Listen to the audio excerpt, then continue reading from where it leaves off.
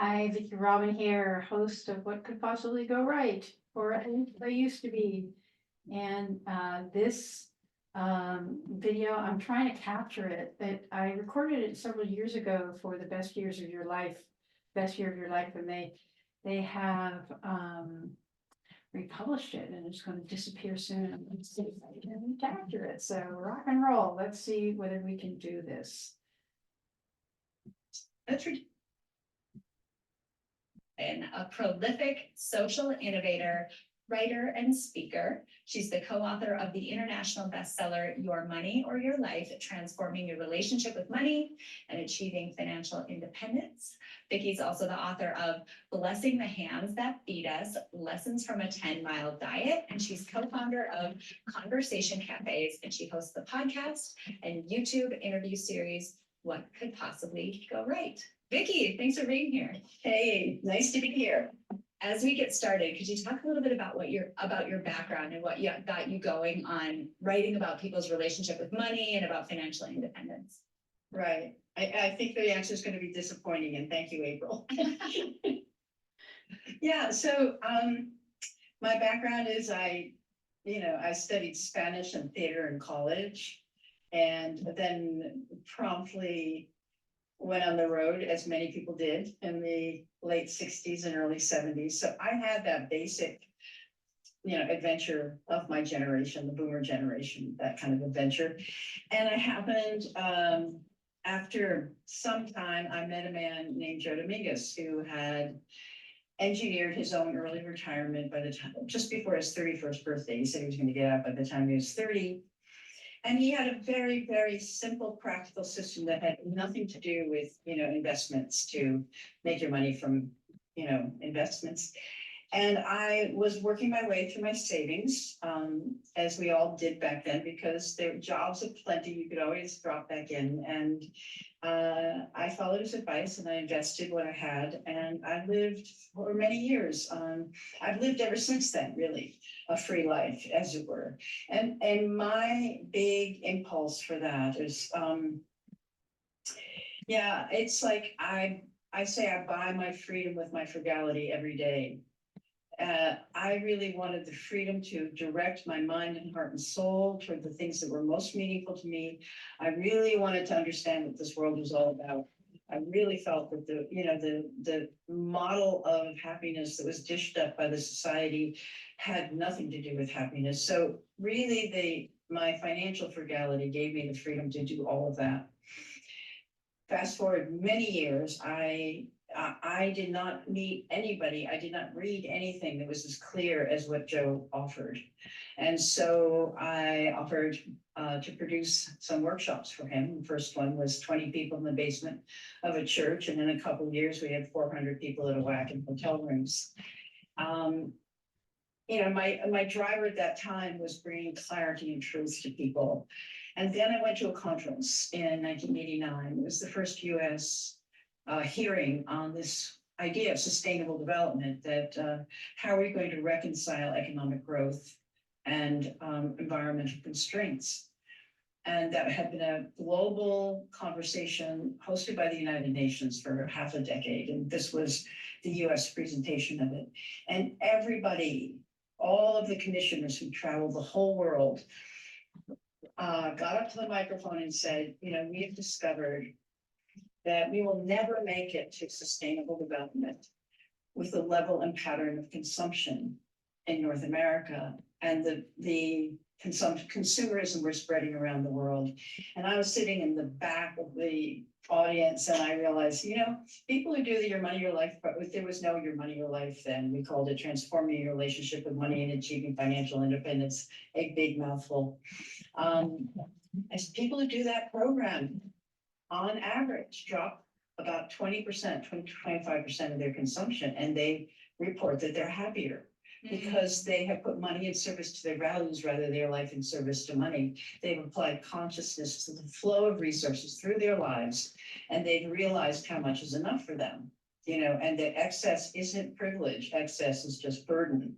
So that process, which turns the whole thing on its head, results in, byproduct of, is lowering consumption, which is ipso facto lowering our impact on the earth. There's a tool that was developed just about when we were writing Your Money, Your Life called the ecological footprint that many people have heard of now, and basically measures your impact on the planet by the actually amount of material stuff that it takes to run your life, the metal in your car, you know, the wood in this desk. And one of the findings that just struck me was that the greater the poverty, the lower the footprint. And so basically spending less. Now, you know, I didn't differentiate between spending less on, you know, some kind of food, other food, you know, I didn't have that consciousness then, but basically having less money flowing through your life, fewer resources flowing through your life, as long as you have a sufficiency, actually is probably the most earth-friendly thing you can do. You know, and fast forward to whatever it is, 40, 50 years later, and people are still thinking, oh, well, if I replace my hunk of metal with another hunk of metal, I'm doing something. You know, there's no consciousness of the magnitude of stuff that we tend to believe is necessary, not because it's necessary, but because we haven't examined whether it truly makes us happy. So that's the background. And when I came back from that conference, I told Joe, this teaching has to be everywhere. We're going to solve the problem. We're going to solve it in a decade. So Joe and I decided, at the end of the conference, a man named Noel Brown from, I think he was Nigeria, and he was the head of the United Nations Environment Program. And he said in his beautiful English, ladies and gentlemen, this is the turnaround decade. And I thought, yes, sir, I am on it. And so I spent the next decade, I spent a couple of years writing Your Money, Your Life. So I actually wrote it. Joe had no desire to be in the public eye. So I said, let me in it. For that decade, I probably did about 2,000 media interviews. I was on all the morning shows. I was on Oprah twice. I did anything and everything I could to get the word out to as many people as possible, because my theory of change was a one by one theory of change. It wasn't systemic. It's just, I believe that we were working off of something called the Everett-Rogers curve, which is, you know, if you get 5% of the population to buy into something, you've got it anchored. The next 15%, you get to that 20%, and it becomes unstoppable. So, but the fact of the matter is, April, we reached half the population in the United States. In 7 weeks, it was a New York Times bestseller.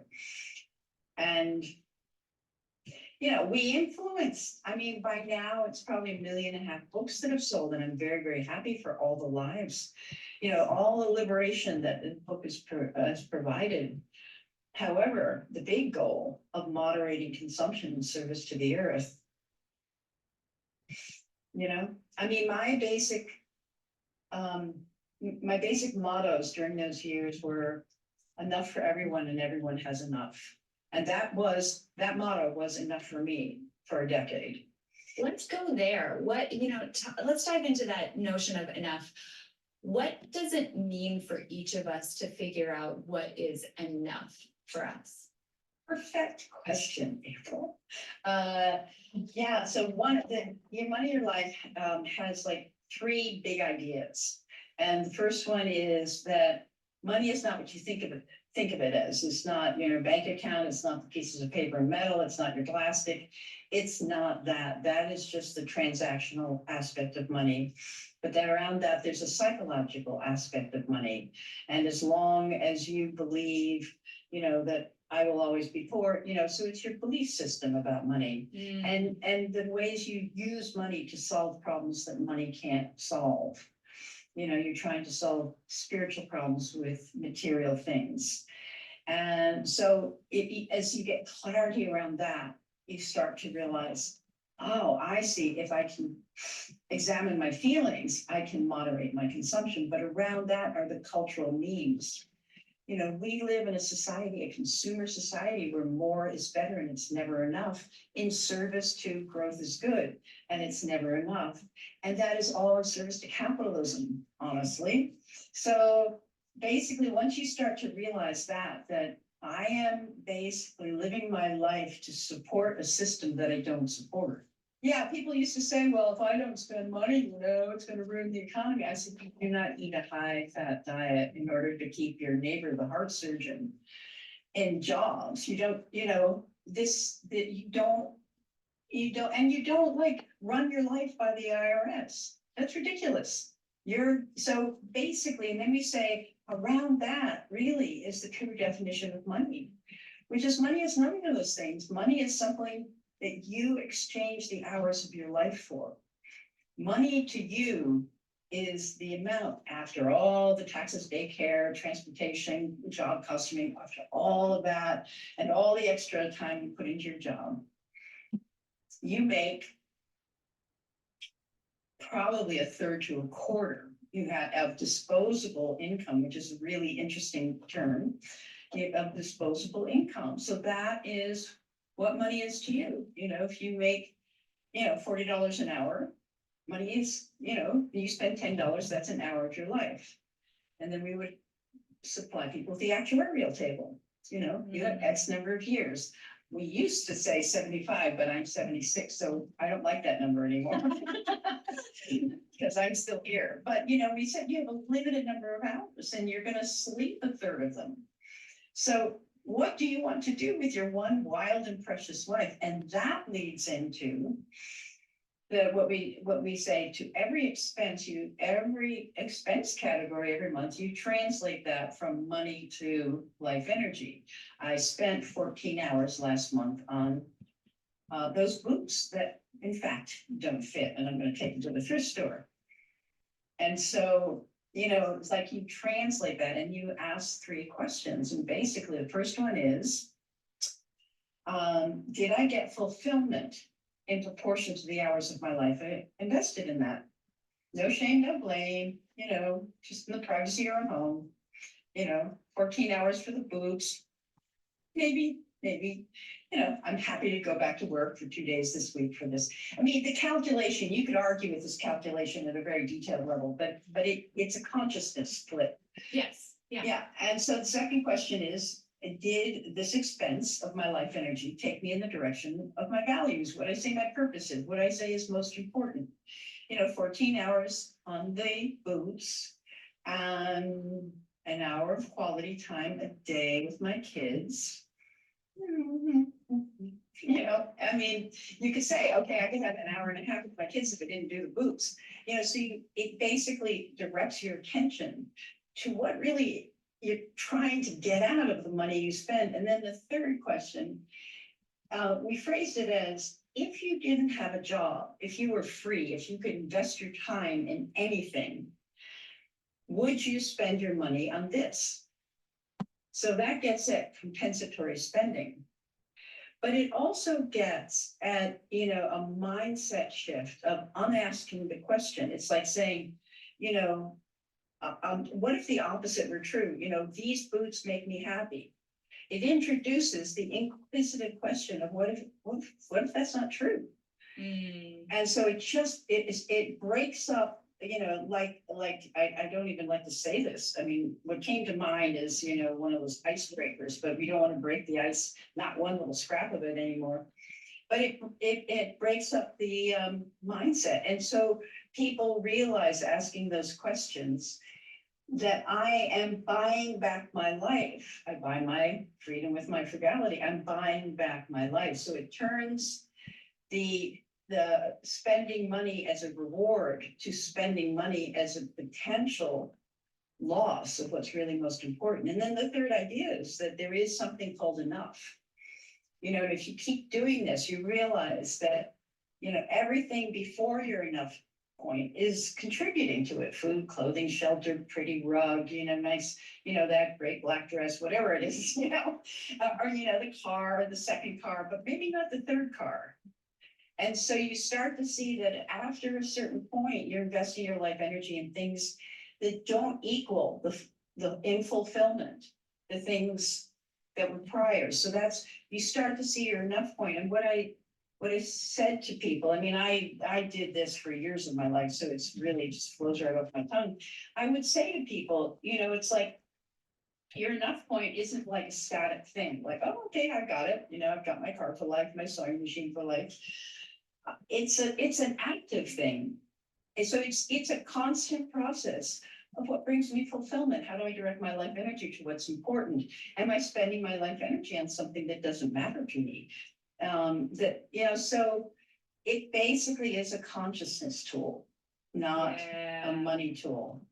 That's so good, and I love how individual you're getting about it, because what it feels like you're asking people to do is to say, don't just chase and buy and desire the things that you're supposed to through all of these systems that you mentioned, but think about yourself and what brings you fulfillment, which makes me think about our broader well-being and the way that our financial health and the topics that you're talking about, how does that fit into our broader well-being when we start to be more conscious and more thoughtful about how we spend our money? It's interesting. A lot of this is very personal because we had to approach people at the level at which they live their lives. But the larger picture, as I said, for me was, we are not individuals maximizing our self-interest. That idea is toxic to the earth. We are members of a community, the community of life. Everything in life strives for its own fulfillment, not in competition with one another, but in cooperation. That's what ecology is. And so basically pulling your life back into alignment with, not depriving yourself, because you don't want to be miserable. You want to be fulfilled because you're filled with energy. You've made a living, not a dying. And so you overflow into the collective. We used to say that there's 3 FIs, financial independence. And the first one was, being conscious of, financial intelligence, just being conscious of your earning and spending and all the maximizing and optimizing and minimizing and all that stuff. And then there's financial integrity, which is aligning your earning and spending with your values, so that because once you're in alignment, like the force of the universe is running through you. And then the third one was financial independence, which I used to define as the liberation of your mind, and everything falls from that. And then it's, getting out of debt and developing savings and starting to live on income from investments rather than, current wages. But I realized in the last decade that there's a 4th FI, which is financial interdependence. That if you are violating the natural rights of the community of life, you may make it a certain distance down that road. But that actually is sort of like hacking away. You're on a cliff and you're hacking away at the earth beneath your feet. So that to me is, but if I were to lecture somebody about that, eyes glaze over. People don't want to hear that because they're so wrapped up. And it's not like anybody's bad. That's what we've been taught to do. Why have we been taught to do it? Because, it serves capitalism. And at one time, you think about it, coming out of the Depression, where there was so much delayed consumption. There's, our parents wanted to save money. They wanted to provide a better life for their children. That meme came out of some drive for well-being, but it was distorted consciously and intentionally in the early 70s to convincing people to want what they don't need in service to the basically the mechanism of industry. And it sounds like I'm anti-capitalist, and I have some big idea of the replacement system, but I know that this is toxic. And so if you want to say, I'm into taming capitalism, I'm into teaching people to be good capitalists, save your money and, invest it in such a way that aligns with your values and free up your time to do good in the world.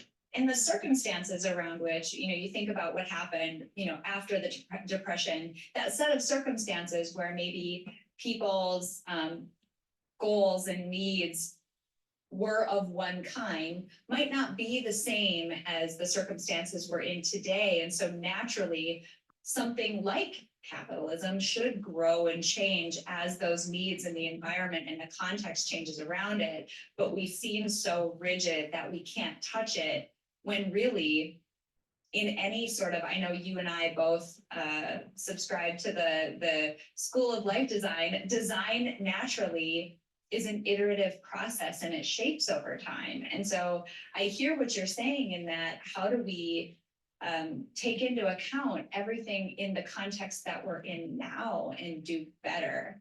And your concept of interdependence rings so true to that, because there, I mean, has never been a time where we truly need to take that collaborative, interdependent community focus in all aspects of life.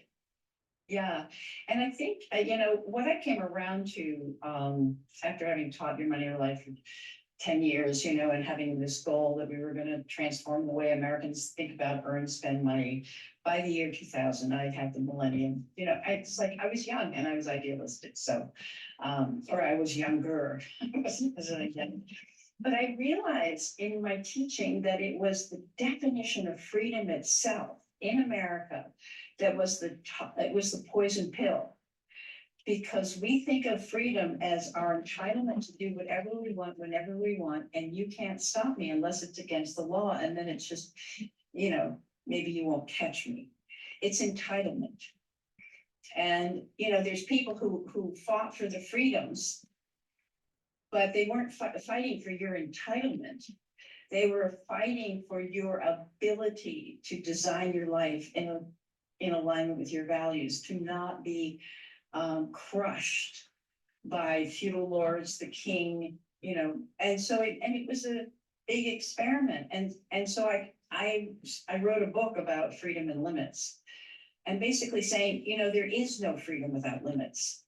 This is like a ridiculous, the only freedom is spiritual freedom. The only true freedom is the freedom to expand in time, space, or consciousness. But we are trying to gain spiritual freedom through material ends, and that is a failed game, as we said in Your Money, Your Life. And so I said, the Western mind believes in freedom from and freedom to, freedom from domination and freedom to do as I please and as I choose. But there's two other freedoms that are necessary and are a necessary component of that. And there's the freedom for, what is the design? What's the set of principles and values that you are designing your life around? Because freedom, you can't get freedom because you're already free. Freedom is coursing through your life. The problem is, what limits do you set to design the outcomes that you want? So that's freedom for. We're not taught that. And so you are the author of the limits in your life that guide you to the future you want. Limits are not in the way. They are the way. They're the design tools of freedom. So, and then the fourth freedom is the completely impossible one until you become, sort of like second tier, what is that called? Anyway, you get into transpersonal consciousness, Sure. which is freedom with.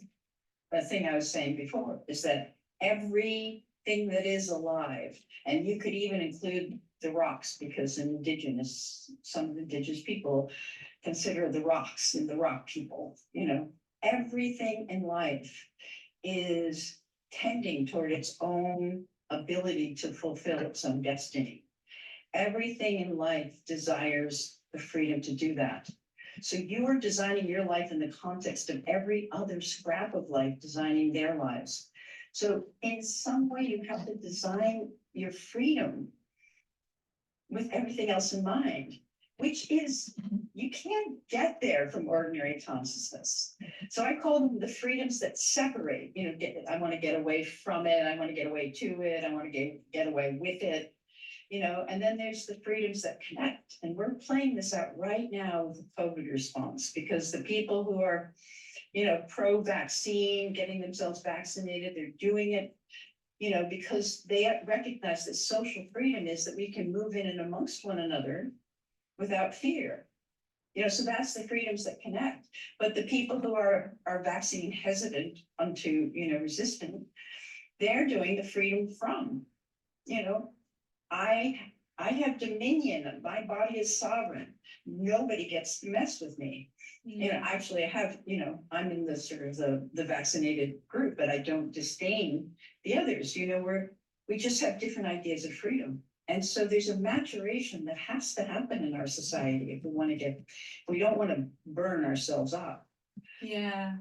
You had such a great description of financial independence a bit ago, and in Your Money, Your Life, you talk about, this is getting a little bit tactical, but you talk about 9 steps that you can take on the path toward financial independence. Can you just maybe hit the high points, like give us a couple? Yeah, that well, I people actually should already know? did. Basically, the nut of it is you realize that money is my life energy and that's limited, and I want to track it, not because I'm anal and my financial planner told me he wouldn't work with me unless I brought in 3 months of accounting. No, you track it because you're very curious about what am I spending my life on. So basically the tactic is you track your money, and it's anything you pay attention to will transform. If you go to unconsciousness to consciousness of anything, food, money, any resource flow, that is the thing that travels through my whole life, is the systems thinking about the flow of resources with feedback systems that maximize well-being and purpose for all. Yeah, so basically you track and then you tally once a month. And you put your expenses into categories that make sense to you, not the budget book categories, but the ones, you might need 5 categories for food or 3 categories for clothes. There's my work clothes, there's my workout clothes, and there's my, work it on the dance floor clothes. And those are 3 different kinds of clothes. And so you have to track that. You have to so you design your categories, and then every month you add up your expenses in each category and you translate that into hours of my life, not dollars from my wallet. And then you ask the 3 questions I said. And that is, to me, that's the engine of transformation. And then there's steps following that are more the engine of, if you want to get financially independent before the day you die, here's some ways that you can continue this process such that you reach a point where your income from investments equals the amount of money you need to have enough, because you've already determined what enough is. And then some, allowing a little headroom for things that change, like growing old, or whatever. Yeah. So, that's the basic engine that drives it. And you have a more, I would say, comprehensive, holistic view of what wealth means. Can you dive in there a bit and talk a bit about pillars of wealth? Yeah, that's a great question. And I know I had some specific language in the update of Your Money, Your Life, which I cannot remember at the moment. But basically, wealth, it's your money in the bank, and the money that can throw off money. Wealth, you see, what we're trying to do with people, what we tried to do in the past was help people build wealth, not income. And we don't, people don't even understand that it's the wealth, that the difference between, the everyday schmuck and, the captains of industry, if you will, is wealth versus current income. So that's, one form of wealth. Another form of wealth is your skills and your basically your competency in life. And God bless, Joe Dominguez was an engineer, and I grew up, as I said, I studied Spanish, I traveled, I did things. I wasn't stupid, but I was more of a humanities type, and he taught me competence. So I rebuilt the engine of my car. I built a motorcycle from a box of parts. I'm working now. I'm I have a home built camper. I built a camper with Joe from ground up. I have a camper that I'm redesigning and I love doing it. I can think in engineering, so I'm so grateful for my competency. I did back to the land. I know how to grow food. I've butchered animals, it's like I've been, the more skills you have, the less you have to pay other people. You have the choice to pay other people, but you don't have to. You've decoded what it takes to survive on this planet. I love that stuff. And then another one is your networks. And it's not like, oh, well, okay, here's my list of skills that I need from somebody else. So I'm going to befriend those people. But the more you are in relationships of mutual aid and reciprocity with other people, and I don't mean time dollars, I mean neighborliness. I mean thinking about the well-being of other people, the people you call your friends. And just saying, like, what could I do for Sally today? Or like, I know so-and-so is going through a hard time, maybe I'll give her a call. And I'm not going to charge her. I'm not going to turn myself into a money machine. I just love my friends. So basically your capacity to be relational is a piece of your wealth. As a matter of fact, I said, like, tombstone sentences. One of them is, I hope you're having fun. Another one is, life is either a great adventure or it's nothing. And another one is, it's a relational world. It is not a billiard ball world. This is not ping pong. This is flow. There's an energy between you and everything. And tending to that is the capacity to do that is part of your wealth. And it also, it could reduce your expenses, in many ways, basically all the expenses that you have, to buy happiness. So these are elements of, and then I think that also this competencies, there's also this sort of, building many ways, multiple streams of income, not just thinking of yourself as a cog in somebody else's wheel. And I think that's very common now. I think, that's very common in the FIRE community, financial independence, retire early, which I'm sort of the accidental, old lady by the pond, one of the recognized originators. But that's what people understand very well, is that you don't just get a job and a paycheck. You take a look at all of your skills. And now, people just like in the pandemic, people like YouTube videos. They don't even pay for it. It's just like anything you want to learn, get a YouTube video, and including building your website. Or an Etsy store, and there you are. It's basically, that's like competency in motion.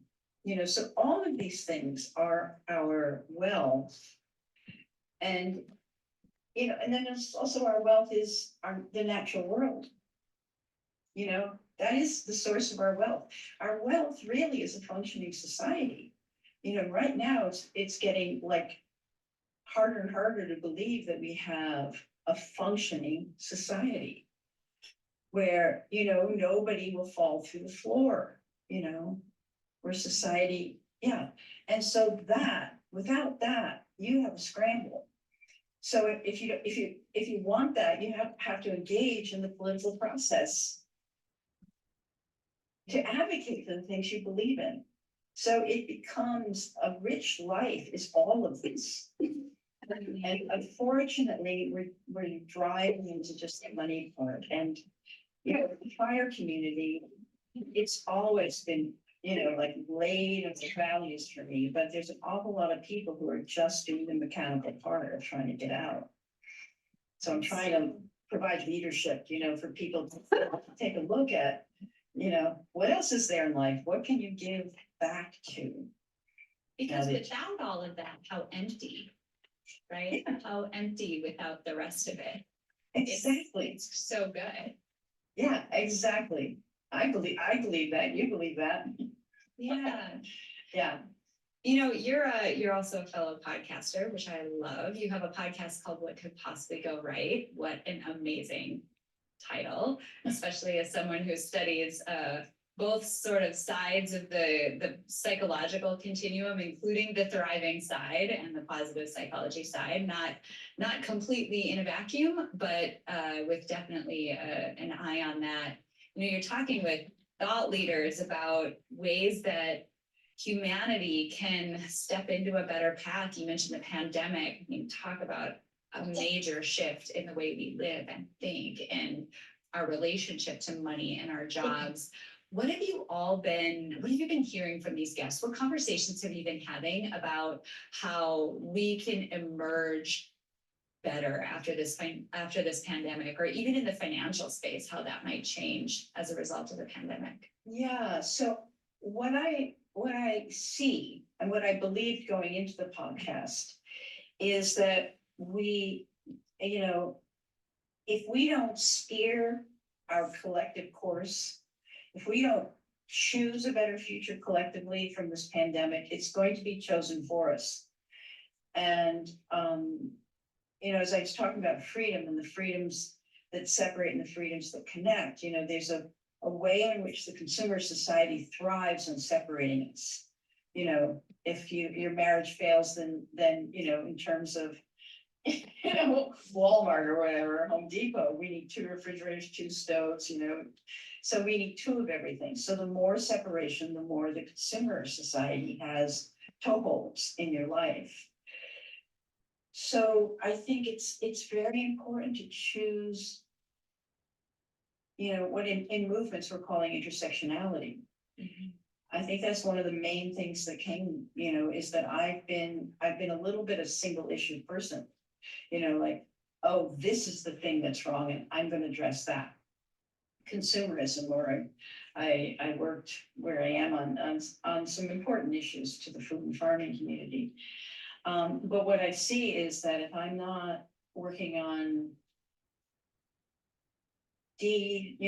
undoing colonialism, undoing racism, if I'm not working on that, you know, my farmland will get occupied by a subdivision, you know, because it's all connected.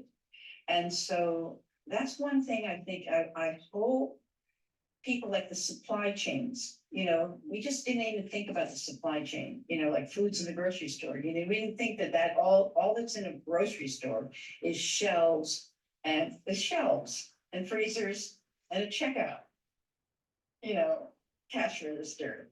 Right. That we didn't think that food is flowing constantly from the global food system, and we're totally dependent on it.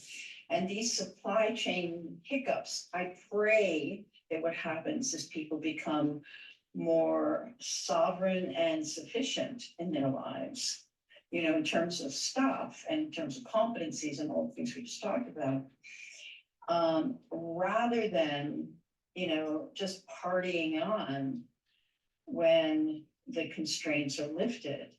Mm-hmm. I think that, you know, another thing that really stuck out for me has been, and it continues to be, is the organization that sponsored my podcast, the Post Carbon Institute, which is a premier think tank on resilience. And they had 4 focuses, you know, they do have, you know, equity, environment, energy, and economy. You know, so they're a multi-system analytic and publishing, you know, public education organization on these. And then one guest wouldn't cooperate with my what could possibly go right, because she just kept sitting there saying, why are we inflicting this pain on ourselves? You know, she really was introducing the question of the pain that's in this world from how we live. And I realized if you can't feel the world, you can't heal it. You know, if we can't come from our hearts in our activism, and I don't mean sentimentality, I mean the tragedy of what we're involved in. Mm-hmm. And so I've been very much in my head about it, you know. I mean, I'm in grief, you know, about what's going on, but mostly what happens is that my head takes over and it tries to create projects and systems and language and all that stuff. But the more I feel what's happening, the more I feel the tragedy of it. And then another thing that's really come since the pandemic is the realization that, you know, I don't think we're gonna fix this. I think we're gonna live with it. And there's something, and I'm thinking of writing something, I don't, like a book always seems daunting to me, but you know, like my meme at the moment is life goes on. You know, and civilizations rise and fall, and we're in a civilization that's coming apart at the seams, but life goes on.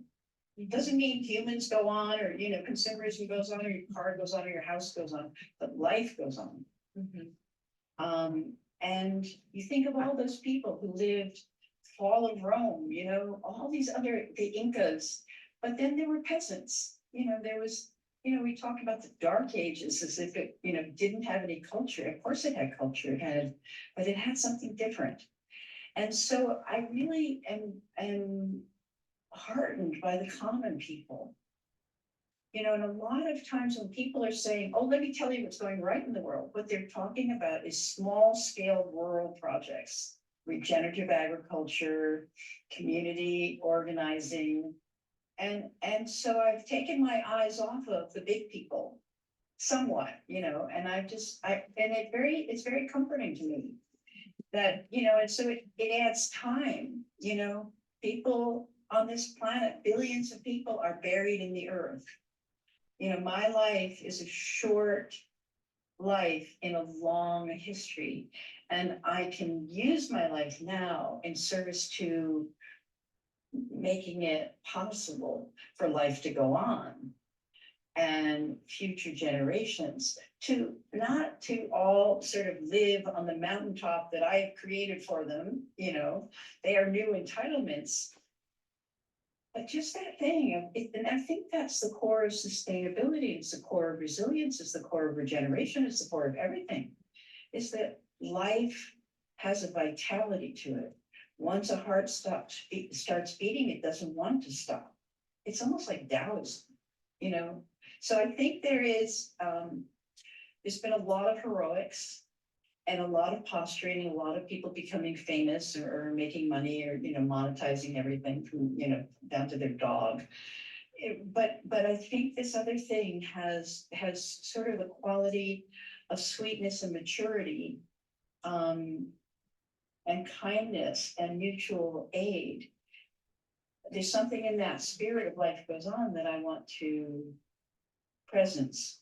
Another thing is I've been interviewing people in this season. I don't really have seasons, I just have take breaks, but I'm very interested in how do we heal polarization? How do we overcome that? And so I've been seeking out guests who have insights into that. Like I had William Ury on, you know, he's like a long time getting to yes guy.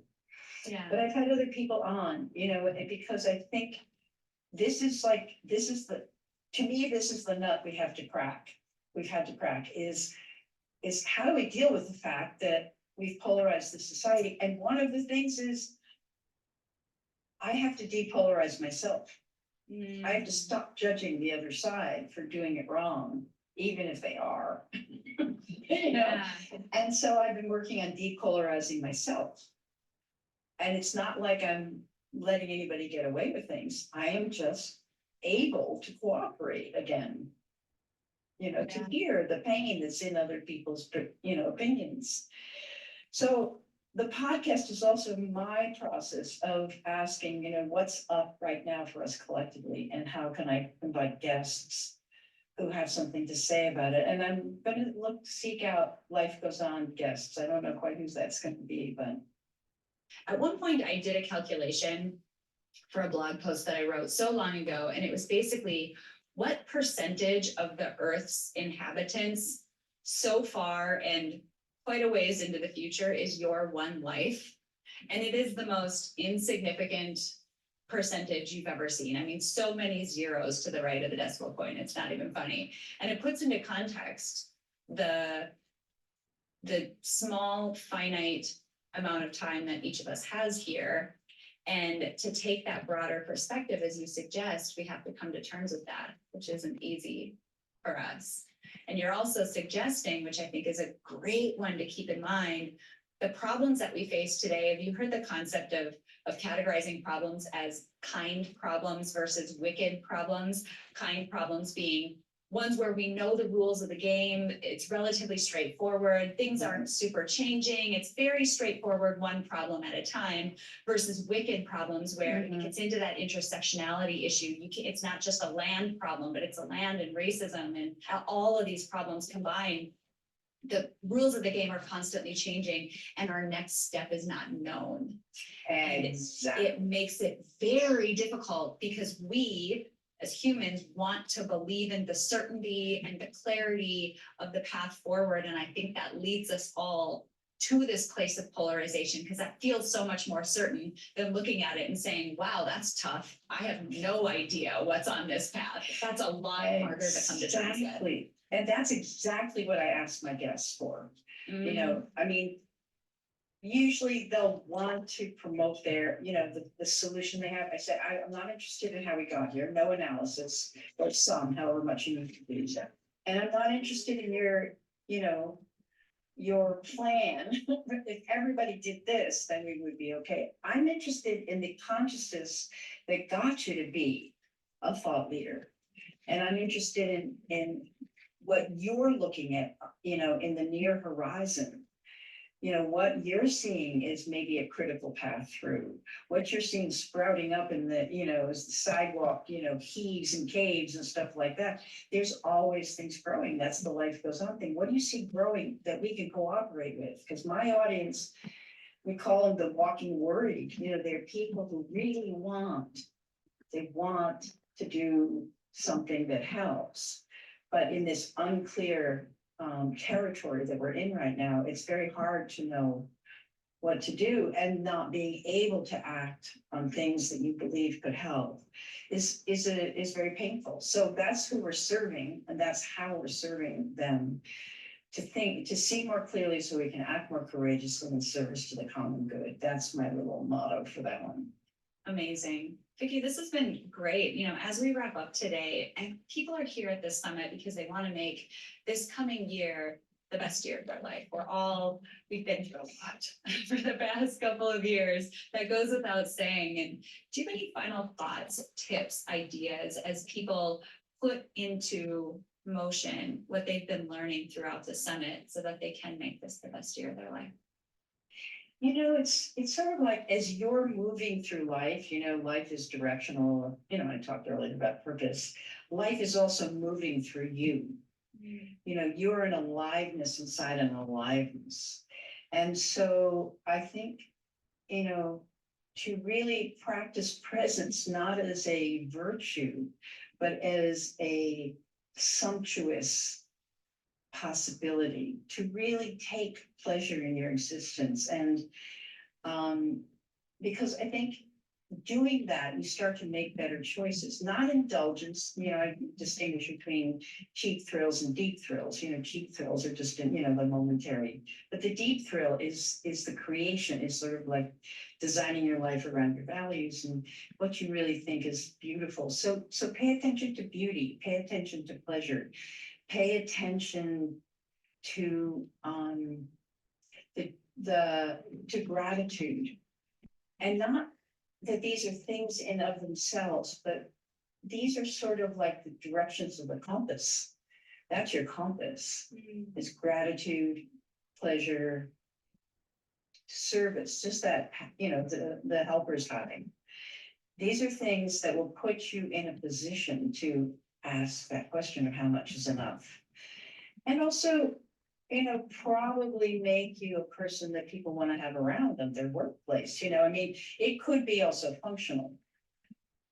But I think those are things that put you in a position, like we're talking about with what could possibly go right, where you're gazing upon the horizon with curiosity and with a willingness to learn something new if you need to, or let something go if you need to. That the ability to participate in this living world that is living through you as you live through it, that, it's like This is, this is the true joy in life, is George Bernard Shaw said, being used for purpose, recognized by yourself as a mighty one. Because the more I live, give, the more I live.